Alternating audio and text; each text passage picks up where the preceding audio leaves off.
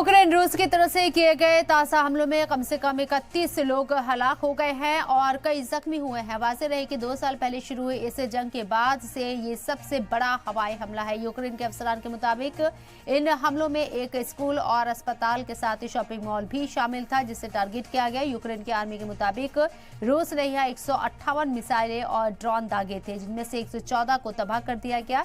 यूक्रेनी अफसरान का कहना है कि रूस हमले करके यूक्रेन के ज्यादा शहरों की हवाई सिक्योरिटी को अपने कब्जे में करने की कोशिश कर रहा है। जंगी तैयारों से दागी गई कई तरह की मिसाइलों के बाद ड्रोन से हमलों का सिलसिला शुरू किया गया। कीव में एक अपार्टमेंट ब्लॉक और एक फैक्ट्री पर हमला किया गया, जिसके बाद लोग अंडरग्राउंड मेट्रो स्टेशन की तरफ भागे। वहीं खार्किव, जापोरिजिया और ओडिशा में मलबे में फंसे लोगों को बाहर निकालने का काम जारी है। रिहायशी इमारतों के गिरने से इन इलाकों में कई लोगों की मौत की खबर मिली है। वहीं बड़ी तादाद में बच्चों समेत दर्जनों लोग जख्मी भी हुए हैं। हमले के दौरान एक रूसी मिसाइल को पोलिश हवाई इलाके से गुजरते हुए भी देखा गया है और रूस के इन हमलों की आलमी सतह पर मजम्मत की जा रही है और दीगर ममालिक यूक्रेन को आर्मी सपोर्ट देने के वादे भी कर रहे हैं। अमेरिका यूक्रेन के हालात पर करीबी से नजर रखे हुए है। यूएन ने भी इन हमलों की मजम्मत करते हुए कहा है कि इन्हें फौरन रोका जाना चाहिए। वहीं यूके ने वाज़ेह किया है कि वो यूक्रेन को बड़ी तादाद में एयर डिफेंस मिसाइल देंगे।